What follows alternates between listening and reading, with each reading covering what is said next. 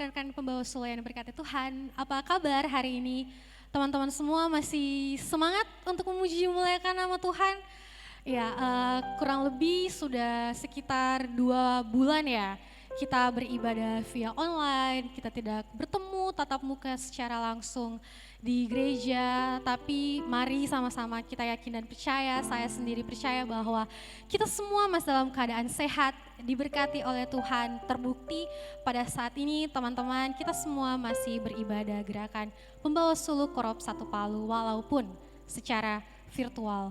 Saat ini mari kita persiapkan hati kita, pikiran kita, kita mau beribadah, memuji, memuliakan nama Tuhan. Bahkan sebentar kita akan diberkati lewat pemberitaan firman Tuhan. Kita akan berdoa, kita nyanyikan pujian lebih dalam ku menyembah.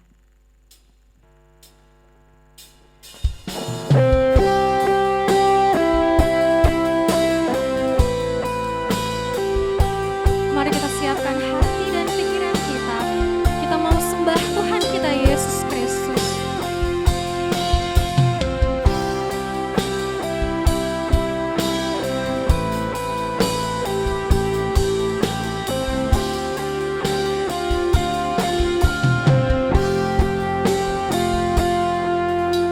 Sungguh besar setiamu,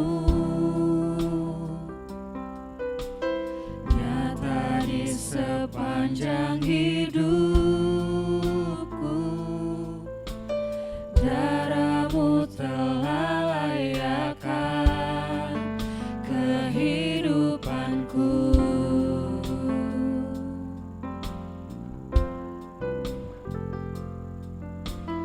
Tiada kata yang bisa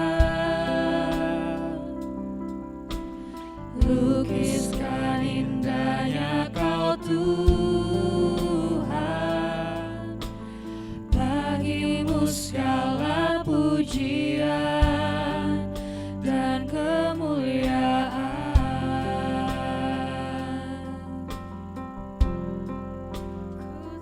Kutinggikan Engkau Tuhan, melebihi segalanya, lebih dalam ku menyembah.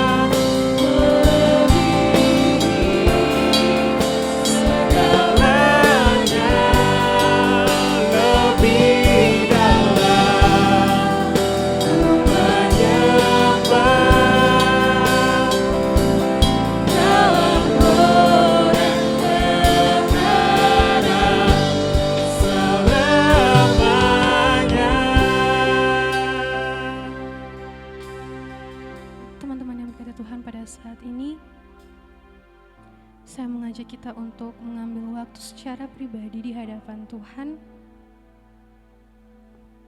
Mari kita naikkan penyembahan kita ke hadapan hadirat-Nya.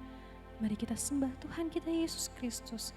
Kita naikkan syukur kita, sebab Ia adalah Allah yang patut disembah. Ia adalah Allah yang patut ditinggikan. Dan mari kita mohon ampun untuk segala salah dan dosa yang telah kita lakukan melawan kehendak-Nya.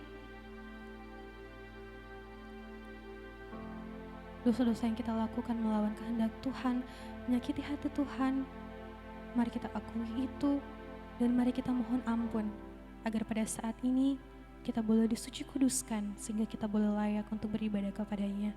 Mari teman-teman, dengan kerendahan hati kita datang secara pribadi menghadap hadirat Tuhan Yesus Kristus.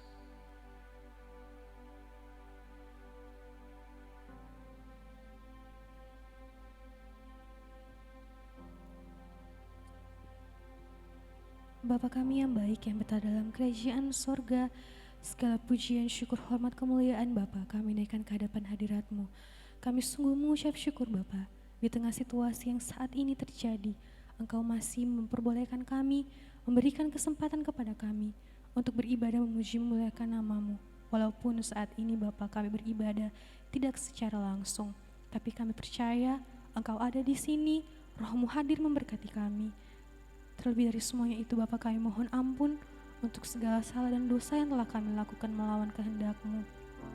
Kami mohon ampun Bapa jika kami sudah menyakiti hati-Mu, menyakiti hati orang-orang di sekeliling kami. Sekarang kami mau beribadah Bapa, kiranya Engkau mau melayakkan kami agar kami boleh layak di hadapan hadirat-Mu. Mengampuni salah dosa kami Bapa, dalam nama Anak Yesus Kristus kami sudah berdoa mengucap syukur. Haleluya, amin. Ya, pada saat ini kita akan memuji memuliakan nama Tuhan. Saya ajak teman-teman yang berada di rumah aja untuk bangkit berdiri. Mari kita cari posisi senyaman mungkin, tapi senyaman mungkinnya bukan berarti kalian di tempat tidur ya teman-teman. Kita masih dalam suasana ibadah, kita mau puji Tuhan Yesus, kita mau tinggikan Tuhan Yesus, kita mau serukan nama Tuhan Yesus sebab Ia adalah Tuhan kita yang maha besar. Mari kita puji Dia bersama-sama.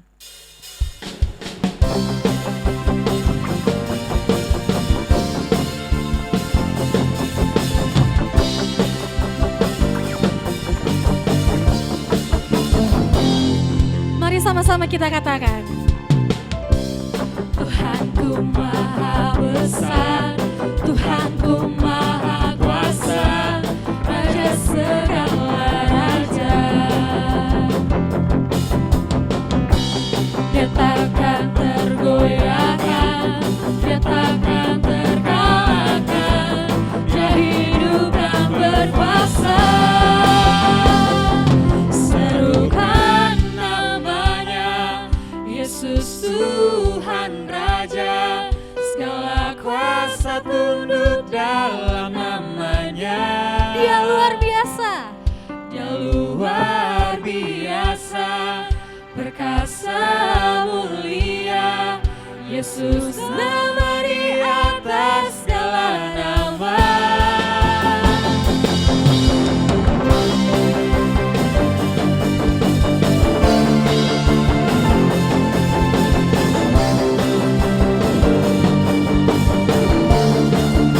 Sekali lagi dengan iman kita nyanyikan.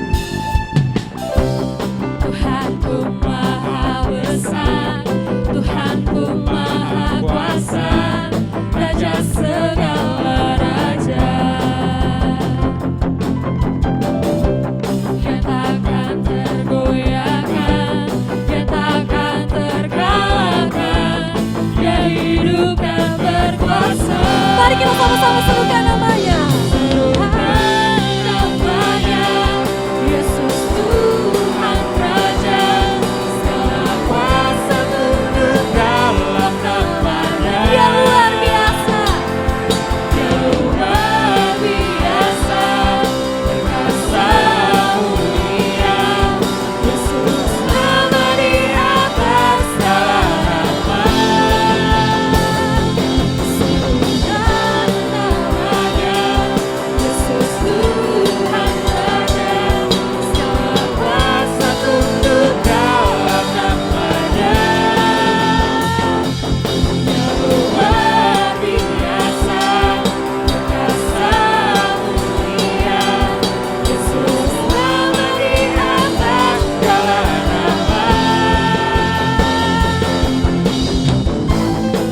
Mari kita bertepuk tangan teman-teman. Mari kita pujikan Dia sebab sama-sama kita yakin dan percaya Allah kita, Tuhan Yesus Kristus adalah Tuhan yang maha besar dalam kehidupan kita. Serukan namanya, Yesus Tuhan Raja, segala kuasa tunduk dalam namanya. Dia luar biasa, perkasa mulia, Yesus nama di atas segala nama. Sekali lagi mari kita serukan namanya. Serukan namanya, Yesus Tuhan Raja, segala kuasa tunduk dalam namanya. Dia luar biasa, perkasa mulia, Yesus nama di atas segala nama. Yesus nama di atas segala nama. Yesus nama di atas segala nama.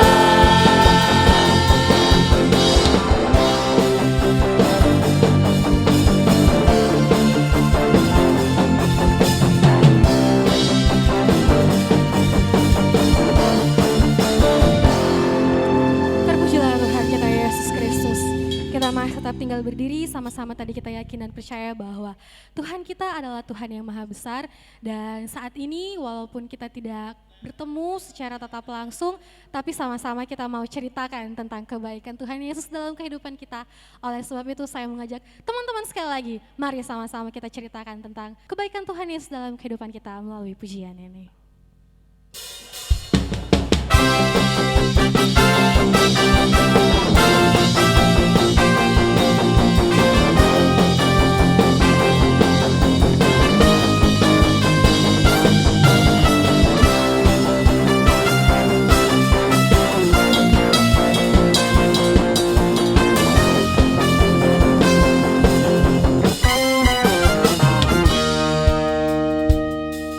Satu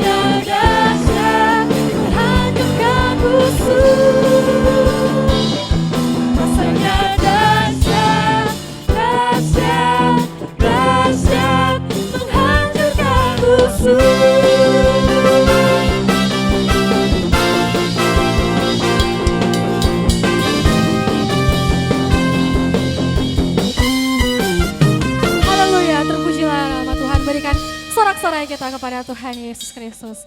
Silakan duduk kembali. Pada saat ini adalah saat yang terpenting bagi kita karena kita akan mendengarkan pemberitaan firman Tuhan yang akan disampaikan oleh Letnan Yani. Mari kita siapkan hati dan pikiran kita.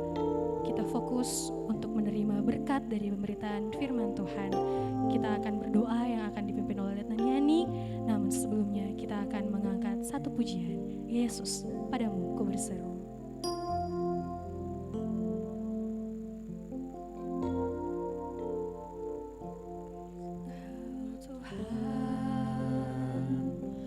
Penolong dalam hidupku, ku percaya hanya kepadamu. Kau pegang tanganku dan tuntun langkahku. Yesus, kau perlindunganku.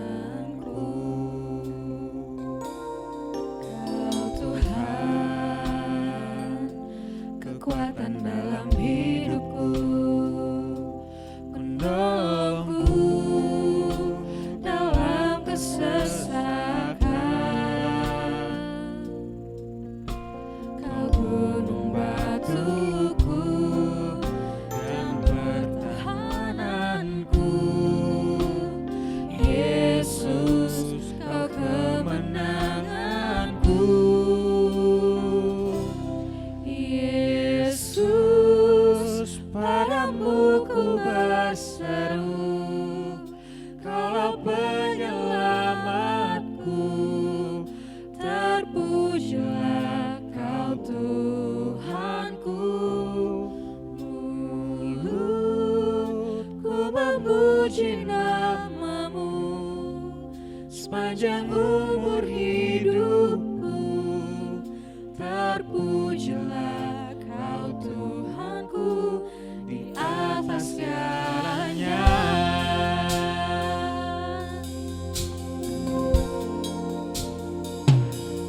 Kau Tuhan, kekuatan dalam hidupku, penolongku dalam kesesakan. Kau gunung batuku dan pertahananku. Yesus, kau kemenanganku. Yesus, padamu ku berseru, Kaulah penyelamatku. Terpujilah Kau Tuhanku. Mulutku memuji nama-Mu sepanjang umur hidupku. Terpujilah Kau Tuhanku atas segalanya.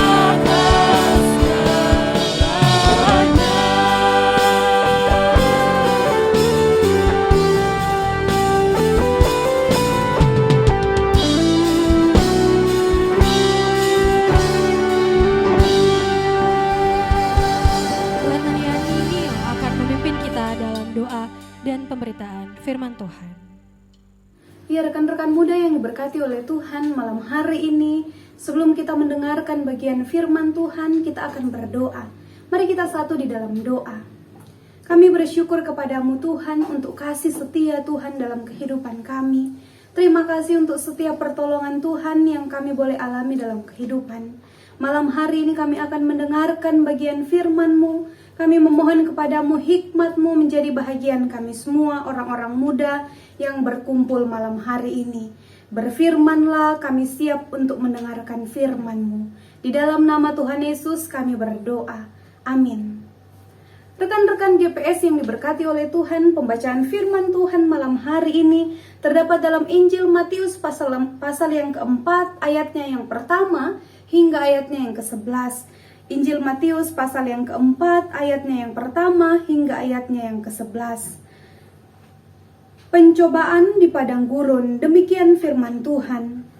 Maka Yesus dibawa oleh Roh ke padang gurun untuk dicobai iblis. Dan setelah berpuasa 40 hari dan 40 malam, akhirnya laparlah Yesus. Lalu datanglah si pencoba itu dan berkata kepadanya, "Jika engkau anak Allah, perintahkanlah supaya batu-batu ini menjadi roti." Tetapi Yesus menjawab, "Ada tertulis, manusia hidup bukan dari roti saja, tetapi dari setiap firman yang keluar dari mulut Allah." Kemudian iblis membawanya ke kota suci dan menempatkan dia di bubungan bait Allah. Lalu berkata kepadanya, "Jika engkau anak Allah, jatuhkanlah dirimu ke bawah, sebab ada tertulis, mengenai engkau ia akan memerintahkan malaikat-malaikatnya, dan mereka akan menatang engkau di atas tangannya, supaya kakimu jangan terantuk kepada batu." Yesus berkata kepadanya, ada pula tertulis, "Janganlah engkau mencobai Tuhan Allahmu."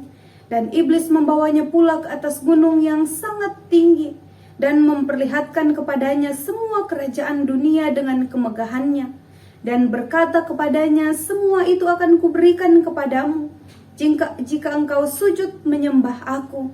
Maka berkatalah Yesus kepadanya, "Enyahlah iblis, sebab ada tertulis, engkau harus menyembah Tuhan Allahmu, dan hanya kepada Dia sajalah engkau berbakti."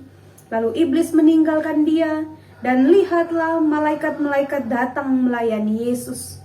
Nah, rekan-rekan muda yang diberkati oleh Tuhan, judul perenungan firman Tuhan kita malam hari ini ialah iman yang berkualitas.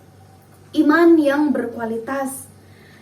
Malam hari ini kita akan berbicara mengenai iman, sesuatu yang tidak mudah dijelaskan sebab iman merupakan hal yang tidak dilihat dan tidak memiliki indikator.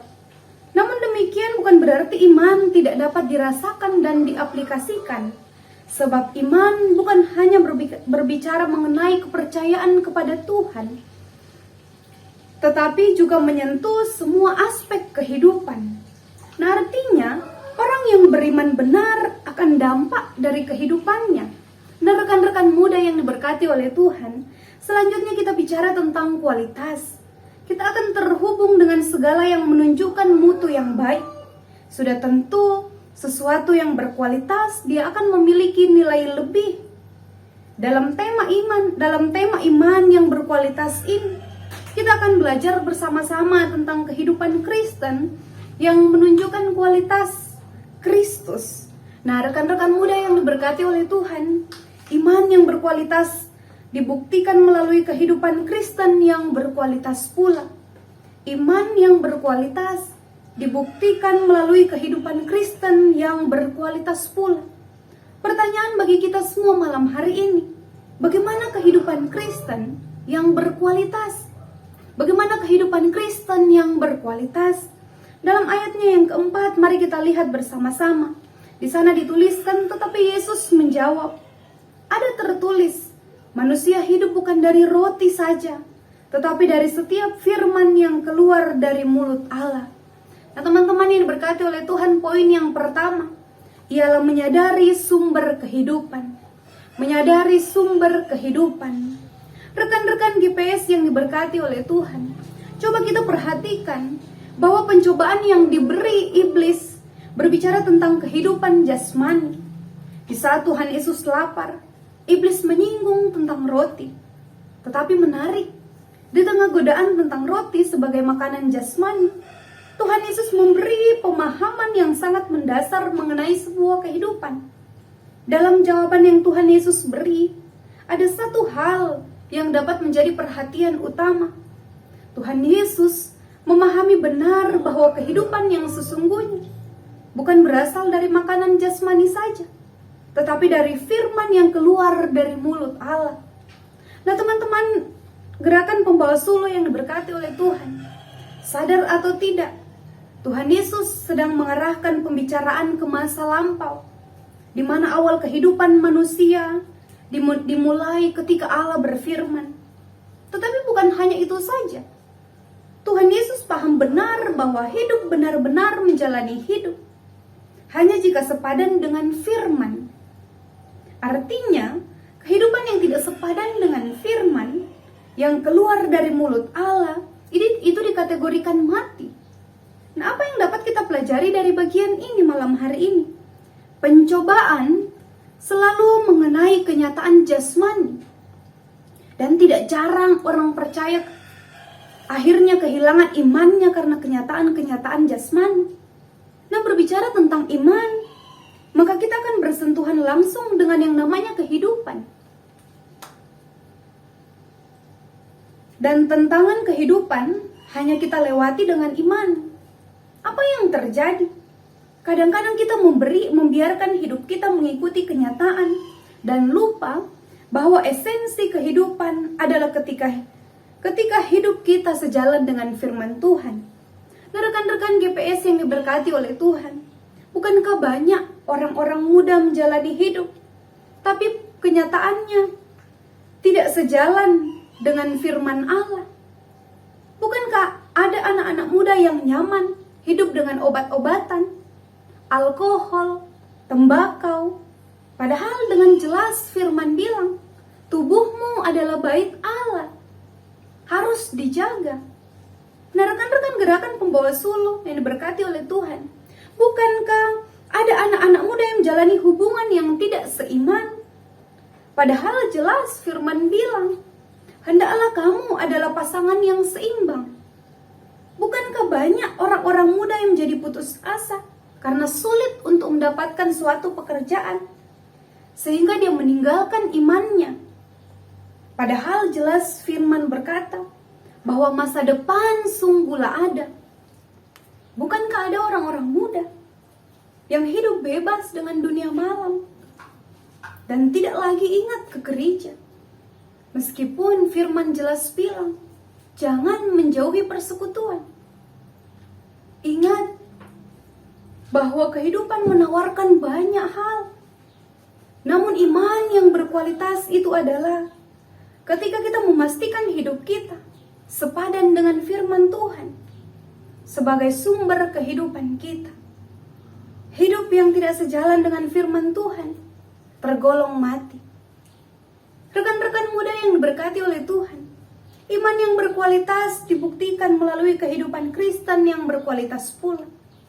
Nah, bagaimana kehidupan Kristen yang berkualitas?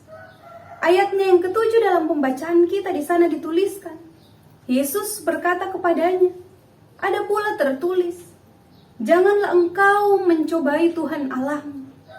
Nah, poin yang kedua ialah menghidupi kesanggupan Allah. Menghidupi kesanggupan Allah.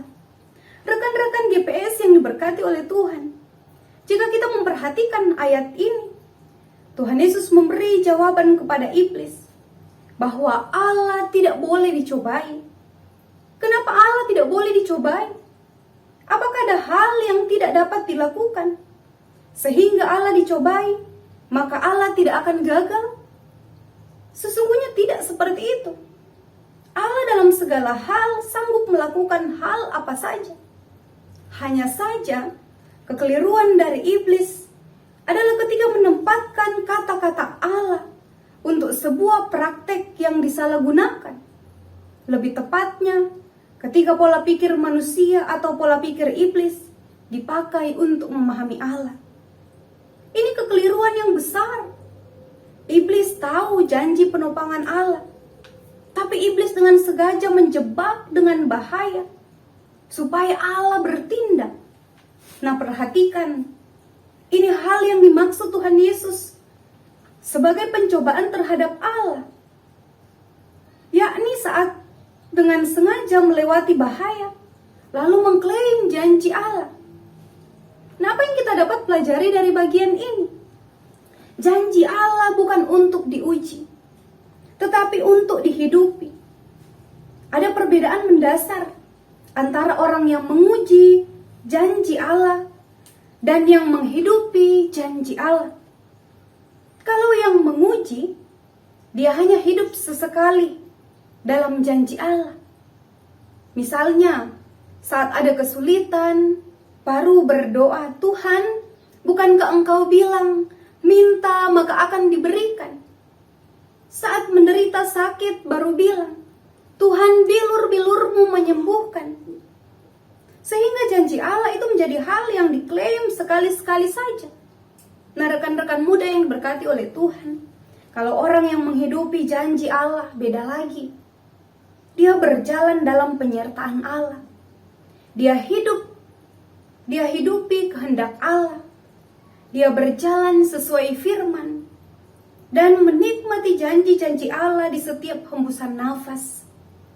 Orang yang mencobai Tuhan adalah mereka yang memaksa Tuhan untuk melakukan apa yang pribadinya inginkan. Tetapi orang yang menghidupi janji Tuhan akan selalu memahami bahwa Allah sanggup melakukan hal apapun.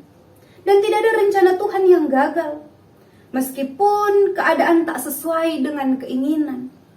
Nah, rekan-rekan muda yang diberkati oleh Tuhan, jangan menilai kesanggupan Tuhan dengan keinginan, dengan indikator keinginan kita.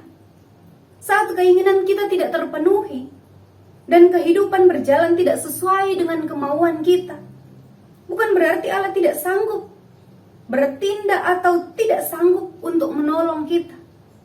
Orang yang punya iman berkualitas akan memahami dengan benar bahwa kesanggupan Allah akan menuntun kita pada damai sejahtera yang dikerjakannya bagi kita.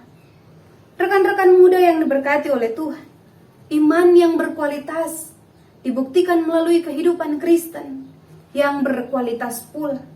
Bagaimana kehidupan Kristen yang berkualitas? Dalam ayatnya yang ke-10 di sana dituliskan, "Maka berkatalah Yesus kepadanya, 'Enyahlah iblis, sebab ada tertulis, engkau harus menyembah Tuhan Allahmu, dan hanya kepada Dia sajalah engkau berbakti.'" Nah, saudara-saudara yang berkati oleh Tuhan, poin yang ketiga, memiliki fokus kemuliaan yang tepat.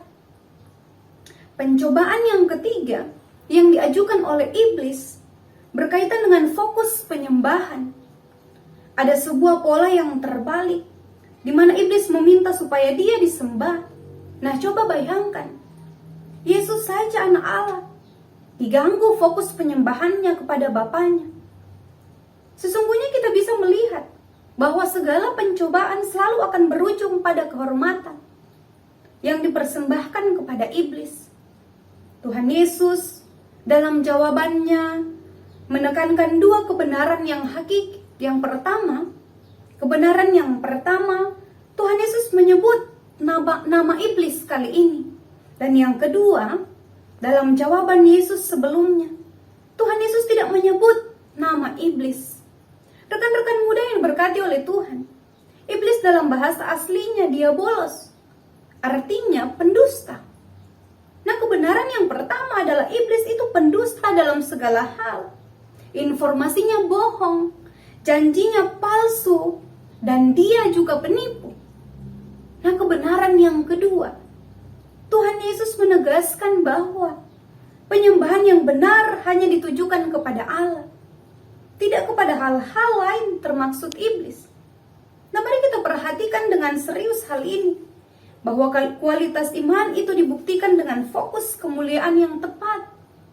Godaan terbesar bagi iman kita adalah ketika kemuliaan tidak lagi dipersembahkan kepada Allah dalam segala aspek kehidupan. Jika kemuliaan tidak dipersembahkan kepada Allah, maka itu merupakan penipuan iblis. Nah, apa yang dapat kita pelajari dari bagian ini? Sebagai generasi muda, kita seringkali mendapati fakta. Kehidupan di mana kemuliaan tidak lagi dipersembahkan kepada Allah. Di mana penyembahan sudah tidak lagi berfokus pada Allah. Banyak anak-anak muda yang tidak lagi bersyukur dalam doa kepada Allah ketika bangun pagi. Syukurnya kali ini berbeda melalui story. Terima kasih Tuhan, mentari pagi terlihat lagi. Itu yang sering kita buat story. Kita kadang ingat buat story dan lupa untuk melipat tangan, tertunduk dan bersyukur kepada Allah kita. Banyak orang yang mau ujian, dia akan chat di grupnya. Guys, doakan ya, saya mau ujian CPNS. Kita ingat untuk chat di grup kita. Tapi kita lupa untuk doa puasa, untuk permohonan kita. Coba lihat contoh kecil ini. Sederhana, tapi dia merusak fokus penyembahan kita. Kita berpacaran, Anda berpacaran. Coba hitung, lebih banyak ucapkan kalimat mana? I love you atau God bless you. Nah, rekan-rekan muda yang diberkati oleh Tuhan, hati-hati. Iblis menipu dengan hal-hal yang kelihatan rohani. Ingat bahwa iman yang berkualitas harusnya setara dengan kesadaran untuk menjadi penyembah yang benar kepada Allah. Syukur harus kepada Allah. Pujian harus kepada Allah. Kemuliaan hanya kepada Allah. Dan segala hal harusnya menunjukkan bakti kita kepada Allah. Serta jeli melihat tipuan-tipuan iblis. Rekan-rekan muda yang berkati oleh Tuhan, pada akhirnya iman yang berkualitas dibuktikan melalui kehidupan Kristen yang berkualitas pula. Nah, bagaimana kehidupan Kristen yang berkualitas? Yang pertama, menyadari sumber kehidupan, yakni saat hidup berpadanan dengan firman Allah. Dan yang kedua, hidup dalam paradigma kesanggupan Allah.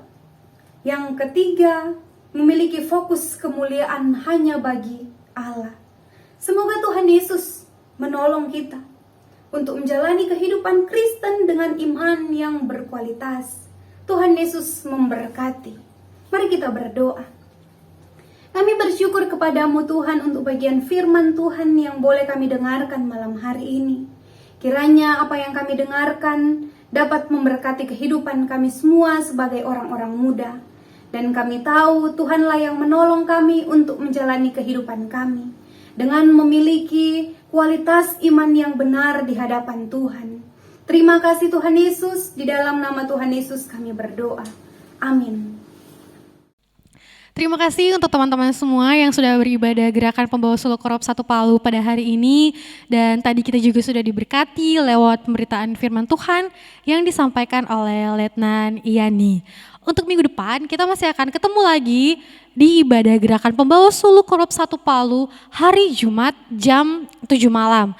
Nanti untuk info selengkapnya teman-teman semua bisa cek di sosial media GPS Korop 1 Palu, baik itu di Instagram, Facebook maupun di WhatsApp grup GPS Korop 1 Palu. Tetap jaga kesehatan teman-teman, patuhi protokol kesehatan yang berlaku. Sampai ketemu minggu depan, Tuhan Yesus memberkati. Haleluya.